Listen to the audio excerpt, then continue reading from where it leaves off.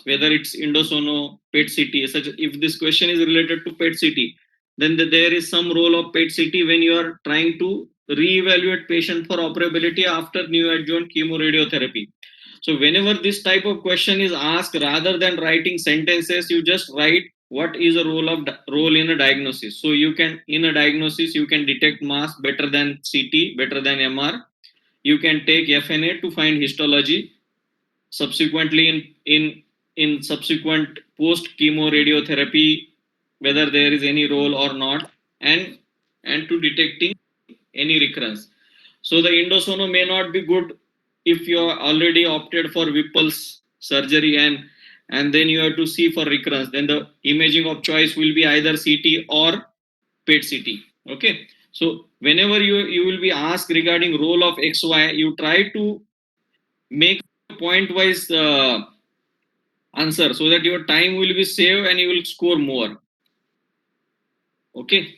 So this was a simple clinical scenario, but again we will go to the next. Suppose this is a luminal case, patient having bloody diarrhea of 8 to 10 episodes per day since 3 weeks and weight loss of 5 kg with anemia, low grade fever. For all practical purposes, this can be either first episode of acute severe ulcerative colitis or infective colitis. So you take, then the questions will be related to that only. If you have a bloody diarrhea, so for all practical purposes, this can be a organic diarrhea. So the initial question can be, how will you differentiate between organic and functional diarrhea? Or you can have this question related to scorings. So in whole of the Schlesinger, where there are any scoring systems such as BCLC, 4S class, classification of mild, moderate, severe pancreatitis, or this mild or severe acute ulcerative colitis, classification of varices, you should be, this should be at your tip of tongue. I personally believe if you have a 25 questions, your 4 to 5 questions will be related to this type of scoring systems. Let it be Mayo score for you will score more. Again, this similar type of question in liver, where can be asked in patient with in liver, there will be one or two questions related to the complications of cirrhosis. It might be hepatic encephalopathy, HRS, SBP, or GI bleed, or encephalopathy. So suppose this is a case scenario, 48-year-old male with chronic history of alcoholism and presented with 4-week jaundice and abdominal distension from 2 weeks. 2 weeks. So it can be a decompensation with SBP or ACLF, depending on your blood parameters or clinical presentation. Similarly, this type of patient where, as I already said, the patient is having child B, child C, and presented with abnormal behavior, and patient is not having ascites. So what can be a precipitating factor? So you should remember this this type of CT might be shown where your large linorenal shunt might be showing, and they can ask you regarding role of BRTO, what agents are used for BRTO, what are success rate, what are complications of BRTO, what are relative and or absolute contraindication for BRTO. You should mug up these things. Any interventional procedure, let it be BRTO, TIPS, IVC plasty, OM, or any advanced endoscopic procedure, you should remember these 4 or 5 things. What are indication, what are absolute and relative contraindication, and that's it. Okay. So these are few questions that we prepared last time. So when you will suspect SBP or HCC in patients with decompensated cirrhosis, how will you classify? As already told, all classification and scoring system you should mug up. And what are treatment protocol for encephalopathy, and how you can prevent encephalopathy. For ACLF, these are the standard questions. What is the difference between EASL and APASL? What are grades of APASL and ACLF, and what are components of R score? Okay. ARC is apostle score. Okay. Then this is a classical image of hepatocellular carcinoma, where you can see there is a delayed washout and tendency toward formation of capsule, and in patient is having this nodular liver. Addition to these classical images, like three classical images and characteristics we have in liver. One is hemangioma, second is HCC, or third is intrahepatic cholangiocarcinoma or hydatid cyst. So out of four, I personally believe you will get one, or you can get any patient who had a HCC, underwent test, and you can see say some residual tumor or completely obliterated tumor. Just go through the images of this type of things, and also mug up BCLC score and what are criteria for liver transplant in patients with HCC and cirrhosis. Okay. So this type of video, I'll request anyone of third year can answer. This first video is having.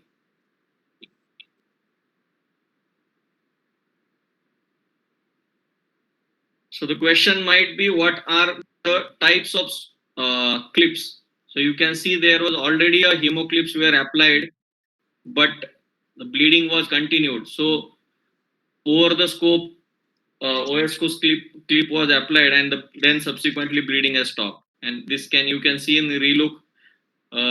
OSCO is snugly fit at the lesion, and there is no active bleeding at at at follow up. This is similar type of video where. Sorry, hello. I think this video. You can see this is a type of hemospray.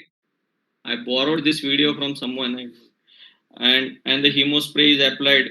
What are the indication for hemospray? What are the component of hemospray, and which are currently available as commercially? You should know these things. This is a poem, and in which accidentally a major vessel was cut, and there was a significant bleed, and that was stopped using this another device called coag grasper. Okay. So you should remember which are non-contact devices such as APC, which are contact devices such as heater probe or gold probe. Heater probe, gold probe, or this one is a coag grasper. Usually they don't ask you setting, but it's better if you remember the settings of coagulation and gold probe or APC. Okay. So as I already told you, you should know all the classification and the scoring systems.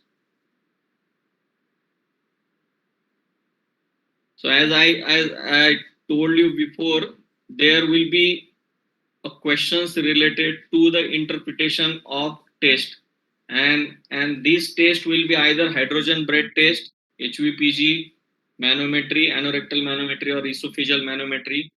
They will give some short history, 1 or 2 pages. Patient is having chest pain with uh,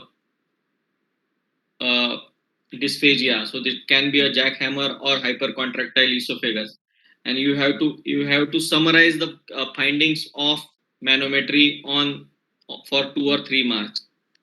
Or they can ask you what are the Chicago Chicago classifications algorithm for diagnosis of esophageal motility disorders.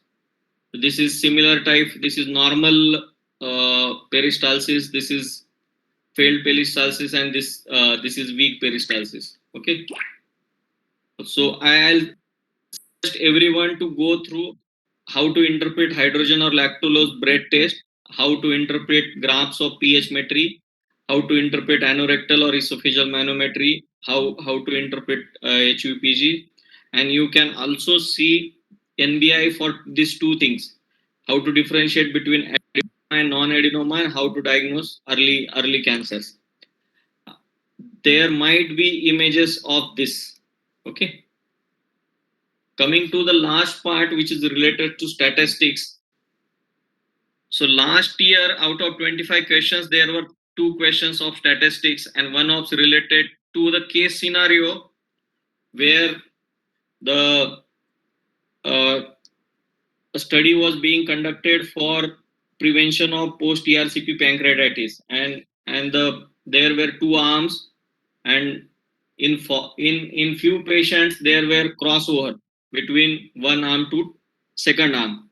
So which type of analysis will do and how many patient you will include in that part of analysis. So just remember, in this intention to treat analysis and per protocol analysis, intention to treat analysis include patient who were allocated the at a randomization, and per protocol means if you break the protocol and patient was either lost to follow up or patient has gone into other arm, these patients were in the per protocol analysis.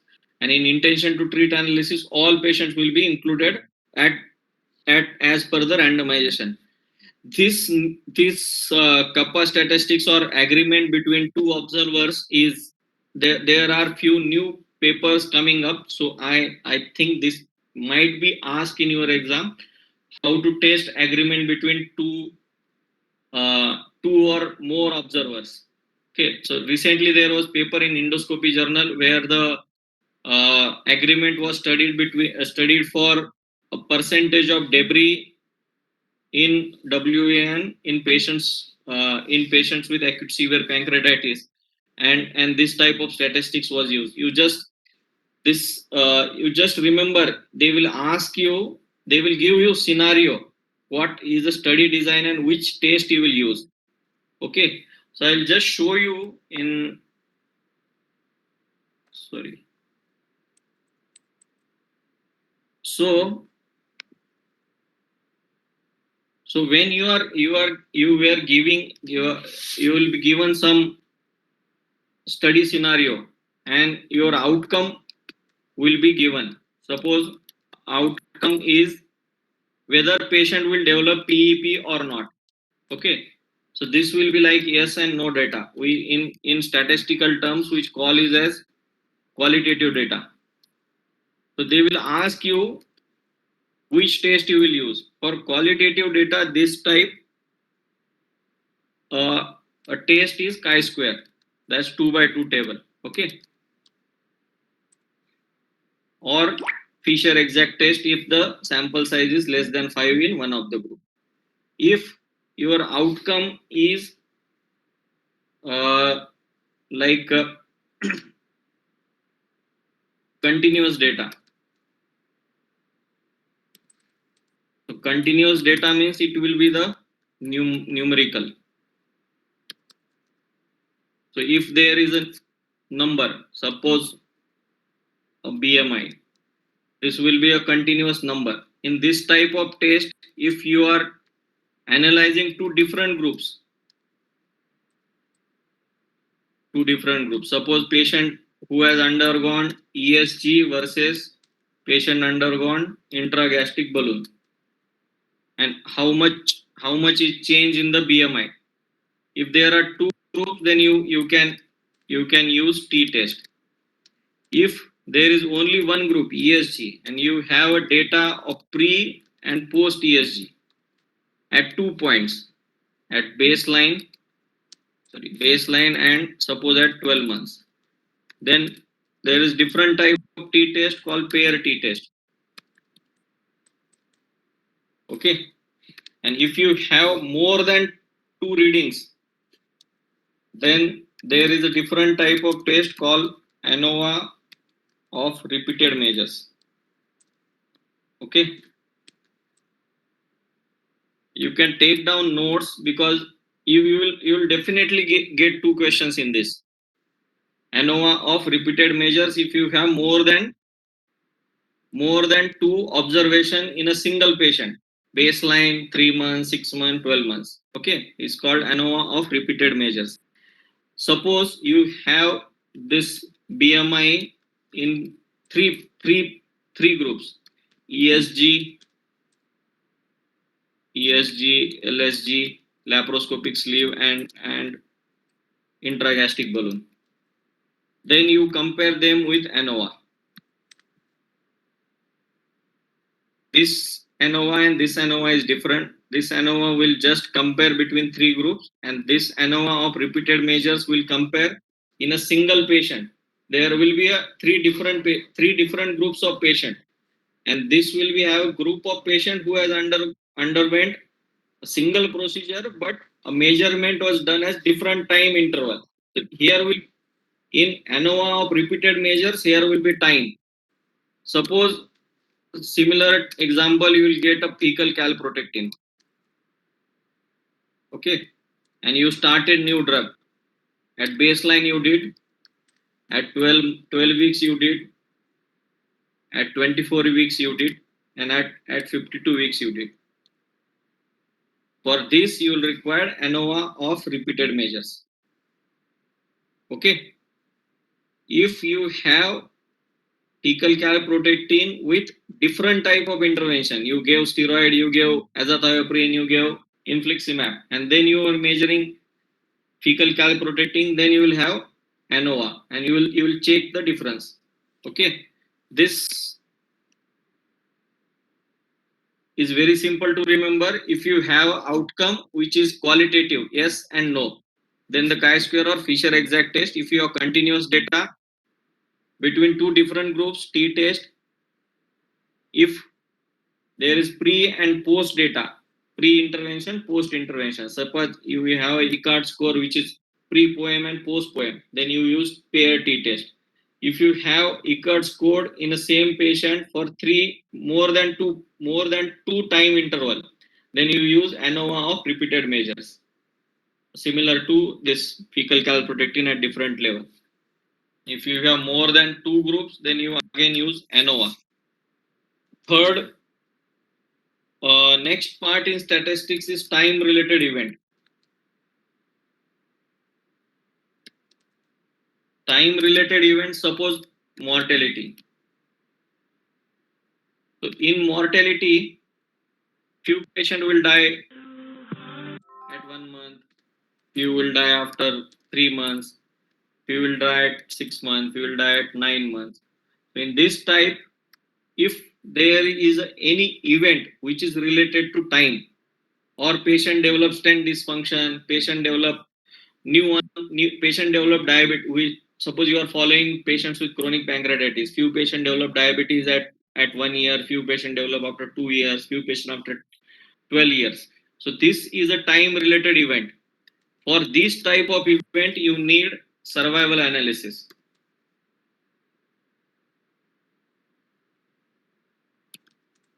And the survival analysis is done by Kaplan-Meier. Okay. Then, if you want to study this mortality and what are independent predictors, then you read multivariate analysis.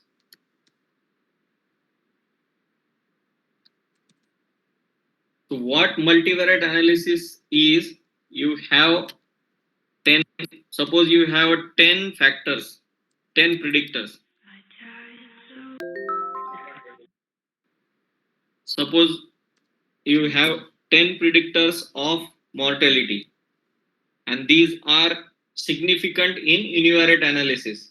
But when you run into multivariate analysis, there will be 3 or 4 predictors which are having significant value in multivariate analysis. This will give you an independent predictor.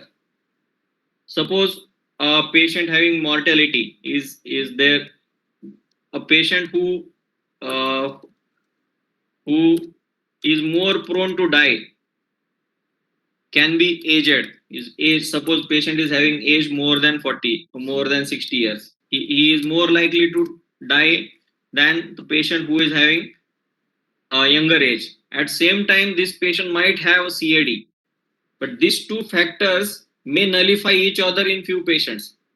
So to clarify this, which are independent factor. Whether age is more important or CAD is more important, that will be decided by this multivariate analysis. Okay.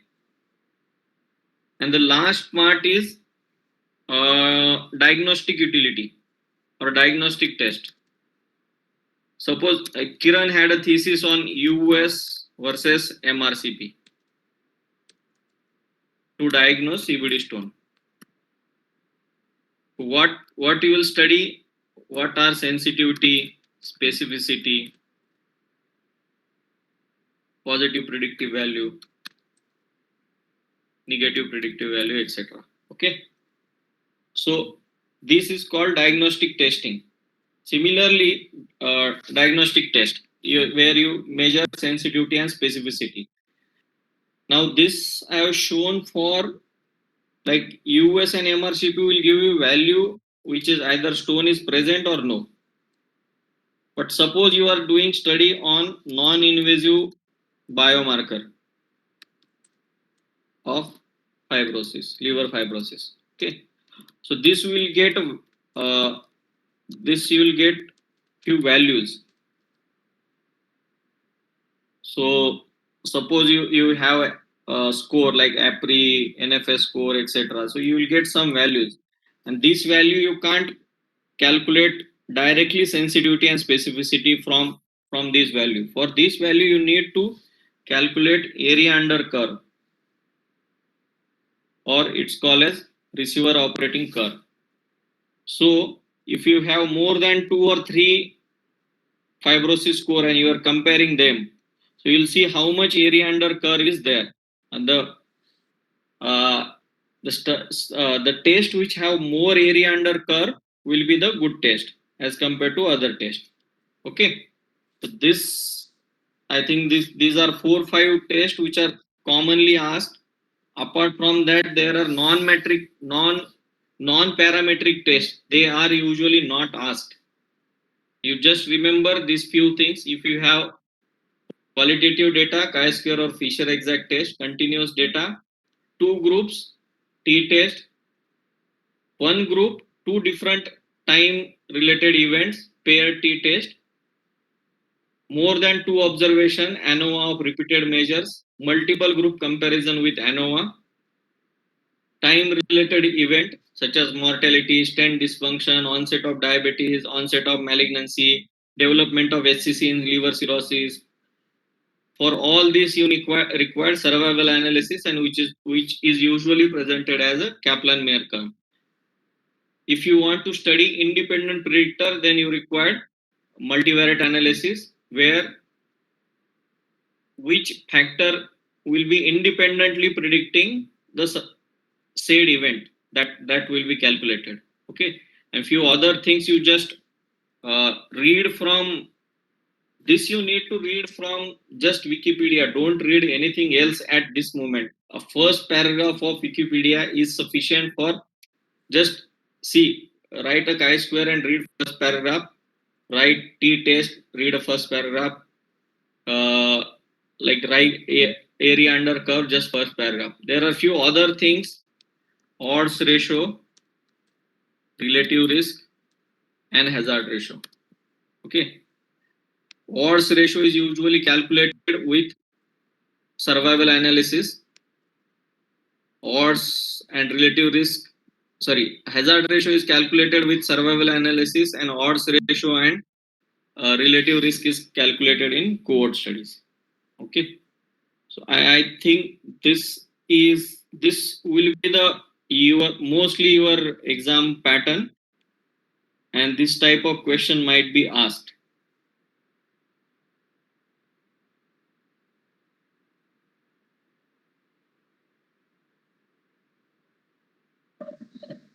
Do you have any questions? We can discuss. Sir, odds ratio, relative risk will be estimated with. Can you please repeat it, sir? No, what you said? You told hazard ratio will find with survival analysis. Yes, yes. And what about odds ratio, relative risk? So there are three things. One is odds ratio, relative risk. These are usually calculated in 2 by 2 tables. So similar to chi-square. Okay, and hazard ratio is calculated with survival analysis. Okay, sir.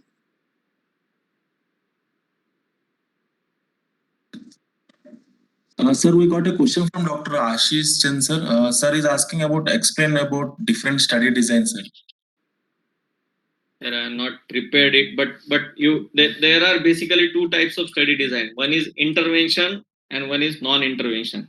Okay, so intervention where you actively do intervention and follow this patient, and non-intervention or descriptive studies. Descriptive studies are descriptive study or non. Hello. One second, sir, we got a disturbance coming. No, there is some echo. Yes, yes, sir. Just a second. So in intervention study where you are allocating intervention or not, and whether that intervention is randomized or not, then it will be randomized control trial. Otherwise, just an interventional trial. Other will be analytical studies. Analytical studies will be like descriptive cohort and all these things, case series, case descriptions, etc.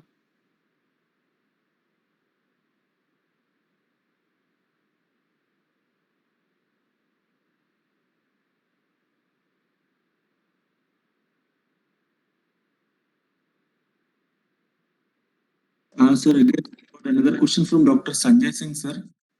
Sir, will trial-related question will be asked in OSCE? Sir is asking about trial-related.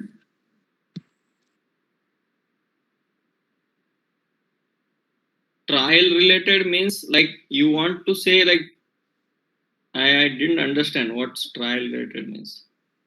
Sir, Sanjay Singh, sir, you can unmute yourself and ask, sir. Sir, like in IVD, at trial or No. You won't be. I think you won't be asked that what drug was used in Sapphire trial of hepatitis C. I don't think that will be asked. But you should remember few of the trials which are related to XYZ drugs, such as these biologics drugs in ulcerative colitis. There are multiple name trials. You just remember few names. And I personally think that there was one question of some adalimumab or something last year, which was asked the trial name. But I don't think that should be asked. In the last year, what guidelines were sent, in that it was not mentioned. So trial related question, they can ask you what. okay, sir. Oh, new. So can you suggest topics to read for recent advances? You don't read anything now new now. You just whatever you have prepared since last 1 year is new and recent. The only thing that's now recently making buzz is artificial intelligence. You might get some question on that.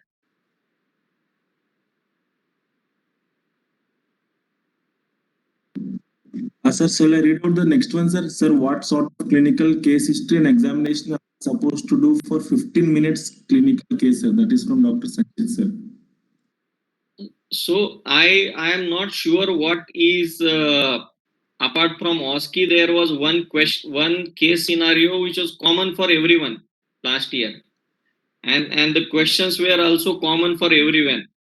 So what is your differential diagnosis after clinical history? What investigation you want to do? Suppose you said CT, then there was an image of CT, and then you have to interpret that CT. And this will be the like your basic case, which is for I think it was for 25 or 50 marks, which was projected from DNB office and which was common for everyone. So these you must be having case. Have you gone through ISG's master class, this case presentation master class schedule? approach to chronic diarrhea.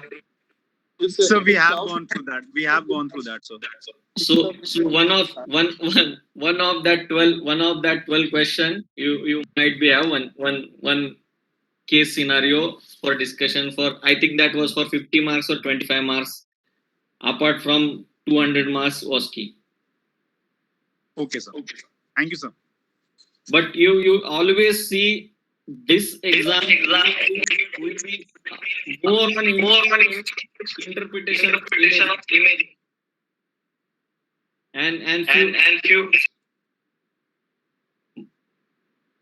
and few questions on statistics, case scenarios.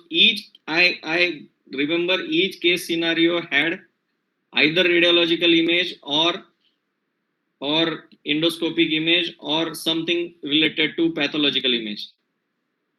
Apart from those questions related to hydrogen breath test, manometry, and something else.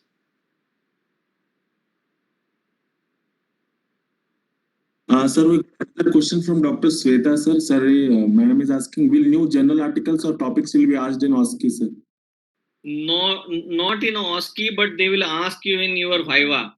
So there will be Viva where you will be having Viva on instrument plus recent advances and plus one topic of your interest. So I personally won't recommend you to read new articles at this moment. It can it for all for me this will be crime if someone is asking you what was published in this month to you in next month's exam. So I think you should just concentrate and revise what you have read in last 1 year rather than reading new things now. Thank you, sir. Another question from Dr. Udvesh, sir. Any book or article to read for histology, sir? I actually in AIG we have a dedicated histology classes where we follow, but you make a list where the histology will be classical, such as primary biliary cirrhosis, patient having uh, this or ulcerative colitis, Crohn's disease, tubercular granulomas, Crohn's granulomas, and you just try to see various images given in Schlesinger only. If you have a good pathology department where you have all the slides ready to, you can go and see and your pathologist can explain you by adding a marker on that, then that will be the best, but it can't be done at last moment. So what last there was some uh, picture of some of the this worm infestation with its egg. So I don't know what was what was answer, but you see all parasites, you see ulcerative colitis, Crohn's disease, liver, autoimmune pancreatitis, Barrett's esophagus. These are common minimum things in histology you should know.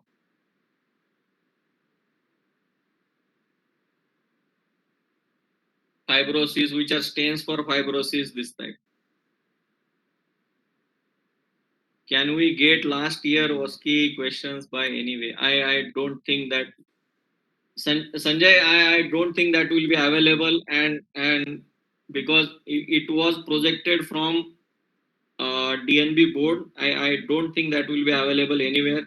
You can discuss with your seniors of one year senior to you and talk to them if they remember any questions. Okay, sir, right. So wanted to know the trend, how the question goes up. But remember this exam can ask you anything. This will be like a second theory exam only. Right, sir. So we need to read the entire book again. Not entire book. What I said, you read You read all criteria, you read all definitions, you see standard endoscopic images, what like fundal varix, gist, endosonal images, MRCP showing this portal biliopathy, or cholangiogram showing type 4 strictures. You see these basic images, and the questions will be depend on that only. Okay. Thank you.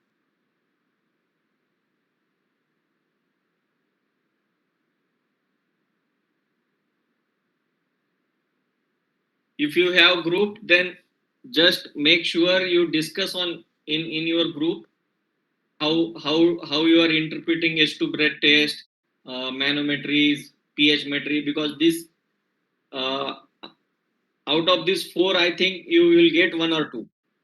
Like last year it was I think it was on the hydrogen breath test. There was some uh, table which is showing these values, and you have to interpret whether it was SIBO, not SIBO, or something.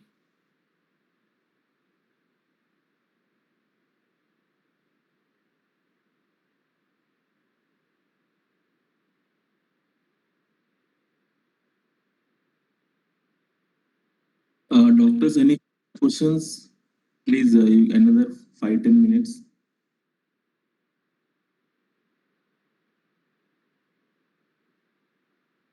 Good evening, sir. The time will be sufficient to read the question and write the answer for 5 minutes, sir.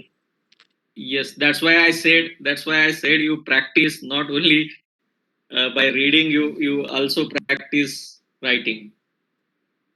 You try to write down whatever you are reading as early as possible, and try to make it concise so that your message will be clear and complete. Rather than writing whole sentence, you just you like I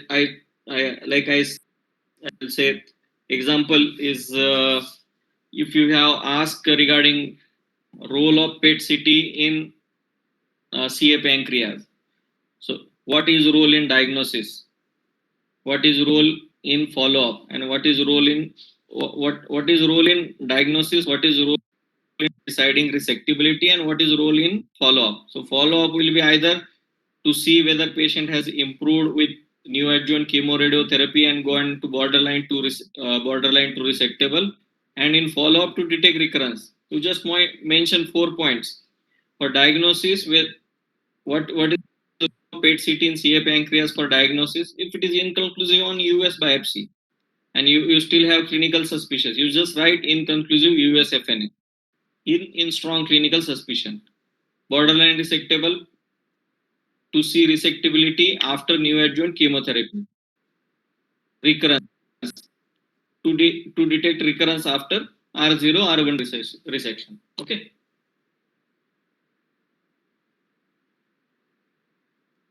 Okay, sir.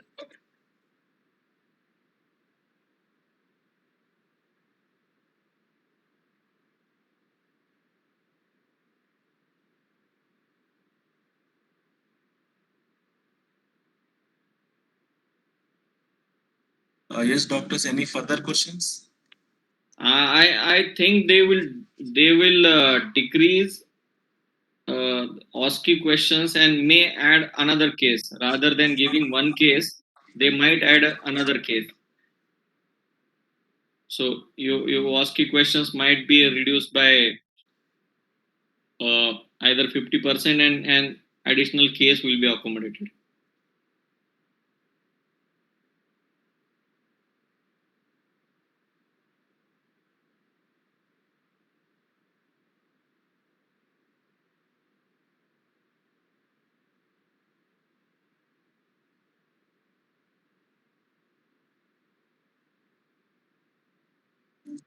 In the pattern given to the other specialties, basically they've asked, the pattern given was 35 marks, two cases, two clinical cases. One was given, one was to be provided by the institute, and one would be probably projected by the NBE. So the question was that I wanted to ask it, that they're basically given a time limit of that case will be discussed in 15 minutes, and it will be a structured sort of a case history and examination probably is what they are looking forward to. That so the confusion is exactly what is supposed to be asked in that 15 minutes, whether it will be a complete examination or just a one segment of examination, probably just examination of a lump or a liver or a spleen, something like that, probably. Like it will depend on the what case it is. So in like if you have a patients of ulcerative colitis and it just came with a relapse without severe colitis, examination don't have anything. You have to decide whether patient is having severe colitis or not, depending on historical and the blood parameters. In this patient, there may not be anything in related to examination. If there is something like lump, hepatomegaly, or I in usually examination related things such as how will you palpate spleen, it won't be discussed in this type of exam. I don't think, Right. So, because you will have a time constraint. Like previous exams, we used to take 3 or 4 students per day, right. So, and now you have to finish almost 10 or 12 in one day. So there will be time constraint, and usually this type of questions like palpation of lump and these things are taken as a granted now. problem because the what they have in the previous webinars they've said like 15 minutes for a clinical case. Now 15 minutes is not good enough for a proper history. No, Neither no, it is good at no. In that type of cases, usually you will be given total history. okay. So So, what like patient presented with abdominal pain, which is increases with food intake, radiate into back, and all these things. You will come to know that this is a pancreatitis, or patient is having abdominal distension followed by vomiting. So you'll know that there will be an intestinal obstruction, and then the question will directly go into investigation and management. If all you right. have only 12 to 15 minutes, because uh, then whole of the case can't be discussed within 15 minutes. Right. It's practically not possible where you can discuss all differential diagnoses, why this not. I don't think that's practically possible. Right. So, thank you, sir. But still you be ready for anything, because I think they should be clear by this time. If you are going for exam at 2 September, then you should have been informed by this time that what will be the pattern. So they've scheduled our webinar for tomorrow. So that thing probably then is what we'll get better clarification. So I'll discuss with my juniors and colleagues here, and we can have another webinar to schedule accordingly. So So do how? that. So that will be But very but beneficial. but